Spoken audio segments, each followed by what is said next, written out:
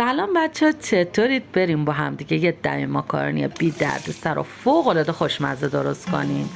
اول پیاز داغ میکنیم، یکم که سبک شد بهش زردچوبه و نمک میزنیم و بعد گوشت که باز شد، سیب زمینی، حالا شما میتونید قارچ، فلفل دلمه و هر چیزی که دوست دارید رو توی مرحله بهش اضافه کنید. رب میریزیم و رب رو حسابی سرخش میکنیم. فلفل سیاه بازم تفتش میدیم و حالا ماکارونی های فرمی یا رشته‌ای رو اضافه میکنیم. اگر از ماکارونی رشته‌ای استفاده میکنید مارک تک ماکارون رو استفاده کنید، چون لعاب خیلی کمی داره و راحت درست میشه. آب میریزیم تا روی ماکارونیا بیاد و بعد درش رو میذاریم و هر یه رب همش میزنیم. دوبار این کار رو تکرار میکنیم، دفعه سوم دیگه درش رو میذاریم تا اینجوری دم بکشه و فوق العاده خوشمزه و عالی میشه.